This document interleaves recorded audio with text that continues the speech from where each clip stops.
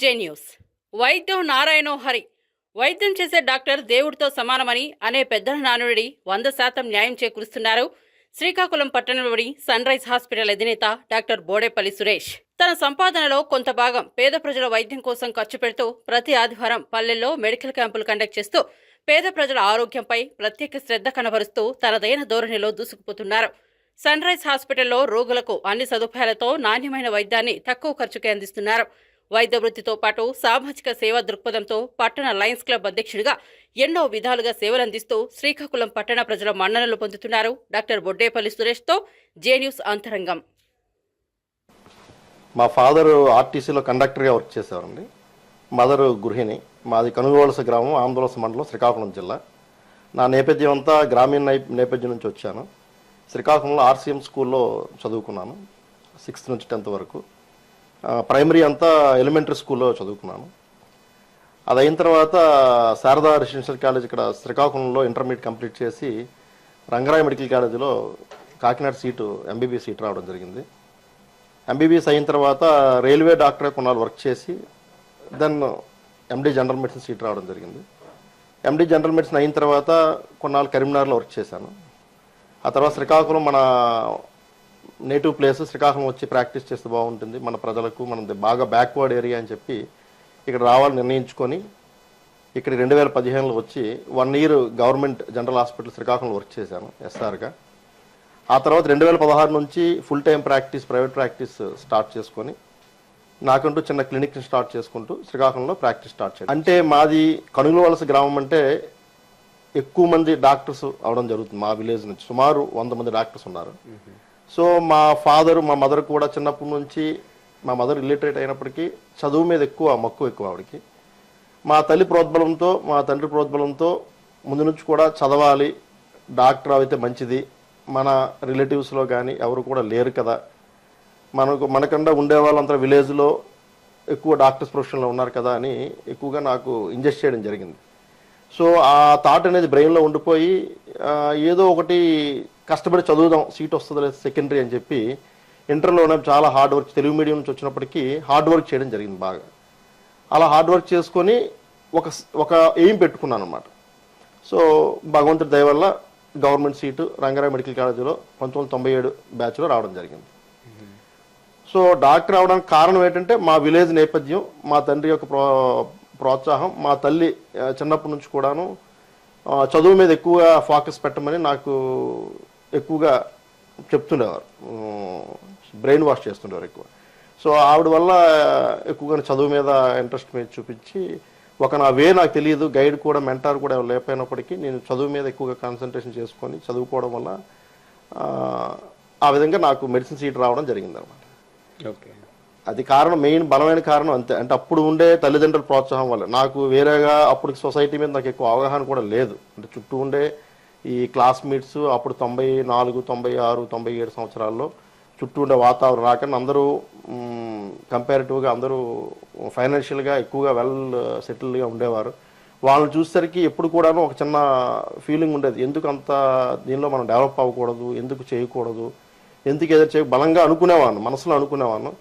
అది కొద్దిగా ఆ పర్సివరెన్స్, ఆ డెడికేషను, ఆ హార్డ్ వర్క్ అనేది నేను పెట్టుకొని ఆ విధంగా చదివితే మనం పైకి రాగలం కదా అన్న ఒక దృఢమైన సంకల్పాన్ని నేను మెదడులో పెట్టుకున్నాను. అందువల్ల నేను చదవడం జరిగింది. Being a Telugu medium student అయినప్పటికి కూడాను నేను ఎక్కువ హార్డ్ వర్క్ చేసేవాడిని. అయితే నేను 2016లో ప్రాక్టీస్ స్టార్ట్ చేసిన తర్వాత ఇనీషియల్గా చిన్న క్లినిక్ పెట్టాను. మా వైఫ్ ఆల్సో రేడియాలజిస్ట్ అండి, డిఎంఆర్డి రేడియాలజీ చేసింది. తన స్కాన్ సెంటర్ రన్ చేసి ఒక 2 years బాగా ప్రాక్టీస్ చేసింది, 2-3 years. తర్వాత నేను ప్రాక్టీస్ ఎప్పుడైతే డెవలప్ చేసుకుంటున్నానో నేను వచ్చిన బ్యాక్గ్రౌండ్ నాకు తెలుసు కాబట్టి సొసైటీలో ప్రతి హ్యూమన్ బీయింగ్ కూడా ఇలాగే సఫర్ అవుతుంటారు, వీళ్ళు ఫైనాన్షియల్ బ్యాక్గ్రౌండ్స్ అవనివ్వండి చాలా ఇబ్బందికర పరిస్థితులు ఉంటారని ఒక చిన్న సామాజిక స్పృహతో ఆలోచించి మనం సొసైటీకి, మన శ్రీకాకుళం జిల్లా నాకు తెలుసు ఎలాంటి జిల్లా, ఎంత అండర్ డెవలప్డ్, బాగా డెవలప్ అవ్వలేదు, చాలా వరకు ఫైనాన్షియల్గా అవనివ్వండి ఏదవనివ్వండి బాగా బ్యాక్వర్డ్ ఏరియా. సో ఏదో ఒక విధంగా మనం విలేజ్ల్లో హెల్త్ క్లినిక్స్ కానీ హెల్త్ క్యాంప్స్ కానీ ఫ్రీగా పెట్టాలని ఒక నిర్ణయించుకొని నాకు వచ్చిన ఇన్కంలో కొంతవరకు దానికి షేర్ చేయడానికి ఒక 10 to 20% షేర్ చేయడానికి ముందు నుంచి కూడా నిర్ణయించుకున్నాను. సో ఆ 20% షేరింగ్ అనేది టువర్డ్స్ మెడికల్ క్యాంప్స్. ప్రతి సండే కూడా మార్నింగ్ 8 నుంచి 11 వరకు మెడికల్ క్యాంప్ కండక్ట్ చేస్తాం. దానికంటూ ఒక అంబులెన్స్ కొనుగోలు చేయడం జరిగింది.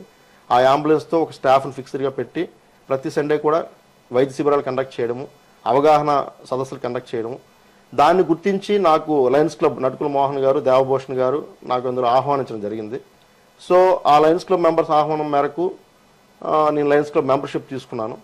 మెంబర్షిప్ తీసుకొని ఎవ్రీ సండే కూడా వాళ్ళు కూడా ఏమైనా యాక్టివిటీస్ ఉంటే నన్ను ఇన్వాల్వ్ చేయడం జరుగుతుంది. సో ఫుల్ టైమ్గా లయన్స్ క్లబ్లో నేను కంప్లీట్గా వెళ్ళకపోయినప్పటికీ ఎప్పుడైనా మంత్లీ ఒక థ్రైస్ కానీ 4 times కానీ నాకు వీలు చూసుకున్న టైంలో నేను లయన్స్ క్లబ్ సేవలు అందిస్తున్నాను. ఆ లయన్స్ క్లబ్ సేవలు ఈ సైమల్టేనియస్గా విలేజ్ హెల్త్ క్లినిక్స్లో కండక్ట్ చేయడము, ఇవన్నీ చూసి బీసీ వెల్ఫేర్ అసోసియేషన్ అనేది స్టేట్ ప్రెసిడెంట్గా డాక్టర్ సెల్ని నన్ను నియమించడం జరిగింది రీసెంట్గా. సో అందులో కూడా నాకు వీలైనంత వరకు నా టైం కేటాయించుకొని సేవలు అందించడానికి నేను ప్రయత్నిస్తాను. అంటే ప్రతి ఒక్కరు కూడా అంటే మనం ఎంత బిజీ షెడ్యూల్ ఉన్నప్పటికీ మనం ఒక టైం పెట్టుకొని మనం చేయాలని అనుకుంటే మాత్రం ఎంతో కొంత కంప్లీట్గా చేయలేము. మన ప్రొఫెషన్తో పాటు ఒక 1 hour 2 hours దాన్ని స్పెండ్ చేయాలనుకుంటే మాత్రం మనం ఖచ్చితంగా సొసైటీలో మిరాకిల్స్ క్రియేట్ చేయొచ్చు. సో ఆ విధంగా నేను మనసులో అనుకునే దానికి కమిట్ అయ్యాను. ఆ విధంగా నేను ప్రస్తుతం కూడా చేస్తున్నాను, ఇంకా ముందు చేస్తూనే ఉంటాను. ఇప్పుడు భారతదేశం చాలా డెవలప్ అవుతుంది. సెంట్రల్ గవర్నమెంట్ స్కీమ్స్ అవనివ్వండి, సెంట్రల్ గవర్నమెంట్ అసిస్టెన్స్ అవనివ్వండి, గౌరవ ప్రధానమంత్రి నరేంద్ర మోడీ గారి ప్రోత్సాహంతో చాలా వరకు కూడాను మన కంట్రీ డెవలప్ అయింది. అయితే ఈ వెస్ట్రన్ కల్చర్ని తీసుకొస్తున్నారు ఎక్కువగా. అంటే డెవలప్ అవుతుంది, మనకుండే నాగరికతను, సాంస్కృతిక విషయాల్ని, మన విషయాలను పక్కన పెట్టి ఎప్పుడైతే ఈ కల్చర్ స్టార్ట్ అయిందో ప్రతి కూడా ల్యాక్ ఆఫ్ ఎక్సర్సైజ్, మనం వ్యాయామం సరిగ్గా లేకపోవడం, ప్రతి విషయానికి స్ట్రెస్ ఫీల్ అవ్వడం, ఫైనాన్షియల్ స్ట్రెస్ అవనివ్వండి, ఈ మెరైటల్ స్ట్రెస్ అవనివ్వండి, రిమైనింగ్ విషయాల్లో స్ట్రెస్ ఫీల్ అవ్వడం, ఈ ఎడ్యుకేషన్ విషయంలో పిల్లలకి ఒత్తిడి తీసుకురావడం, ఈ మానసిక ఒత్తిడి వల్ల ఈ ఆహారపు అలవాట్లు, ఈ ప్రతిదానికి కూడా ఫాస్ట్ ఫుడ్ సెంటర్స్, ఈ టార్ట్రేట్ సబ్స్టెన్స్ యాడ్ అయ్యి ఉండేవి, కలరింగ్ ఏజెంట్స్ యాడ్ అయ్యి ఉండేవి, chemical pesticides mixing, hybrid mixing, దీనివల్ల ఎక్కువగా క్యాన్సర్స్ అనేవి ఎక్కువగా ప్రబలుతున్నాయి. క్యాన్సర్తో పాటు ఈ గుండెకి సంబంధించిన వ్యాధులు, తర్వాత మెదడుకి సంబంధించిన వ్యాధులు, తర్వాత డయాబెటిస్ రావడం, షుగర్ వ్యాధి రావడం, హైపర్ టెన్షను, ఇవన్నిటి వల్ల కూడాను యంగ్లోనే ఈ గుండె ఒత్తిడిని తట్టుకోలేక సడన్ కార్డియక్ అరెస్ట్లు అవ్వడం, లేదంటే ఎథ్రోమాస్ ఫామ్ అయ్యి ఈ బ్లడ్ సర్క్యులేషన్ బ్లాక్ చేసి హార్ట్ అటాక్స్ రావడం జరుగుతుంది.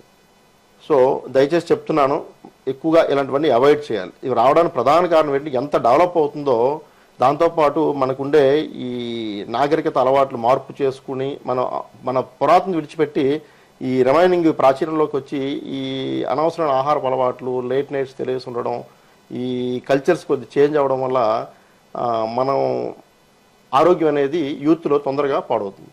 తర్వాత ఏంటి, రీసెంట్ గ్యాడ్జెట్స్ ఎక్కువ అలవాటు అవుతున్నారు పిల్లలు. ఈ 13 years నుంచి 25-30 years వరకు గ్యాడ్జెట్స్ అలవాటు చేసుకున్నారు. ఎవరైతే ఈ 15 years and 25 years ఎక్కువ కష్టపడరో వాళ్ళ జీవితం రిమైనింగ్ లైఫ్ అంతా ఎక్కువగా బాధపడాల్సి ఉంటుంది. ఎవరైతే ఈ 15 years 25 years వరకు ఈ గ్యాడ్జెట్స్ని అవాయిడ్ చేసి కష్టపడి చదువుతారో వాళ్ళ లైఫ్ బాగుంటుంది. సో అనవసరంగా వాళ్ళు ఈ ఆన్లైన్ గేమ్స్ ఆడడం, ఈ ఫుడ్ అనేది ఎక్కువగా ఫాస్ట్ ఫుడ్ సెంటర్స్ కానీ, రిమైనింగ్ ఈ ల్యాక్ ఆఫ్ ఎక్సర్సైజు, ఇవన్నీ ఉండడం వల్లే మెయిన్ కాజెస్ ఈ నాన్ కమ్యూనికబుల్ డిసీజెస్ అంటే ఈ హైపర్ టెన్షన్ కానీ, డయాబెటీస్ కానీ, స్ట్రోక్స్ కానీ, కార్డియోవాస్కులర్ డిసీజెస్ కానీ, ఇవన్నీ దానివల్ల వస్తున్నాయండి. కిడ్నీ ప్రాబ్లమ్స్ కూడా దానివల్ల వస్తున్నాయి. సో మనం ఈ అవాయిడ్ చేసుకోవాలి, ఇవన్నీ కూడా అవాయిడ్ చేసుకొని మంచి ఆహారపు అలవాట్లు, రోజు ఒక 30 నుంచి 45 నిమిషాలు ఎక్సర్సైజ్ చేయడం, మానసిక ప్రశాంతత అలవాటు చేసుకోవడం, స్పిరిచువల్గా కొంత సమయాన్ని కేటాయించడం, ఈ మెడిటేషన్ చేయడం, ఇవన్నీ చేసుకుంటే ఈ స్ట్రోక్స్ అనేవి మనం అవాయిడ్ చేయొచ్చు సార్.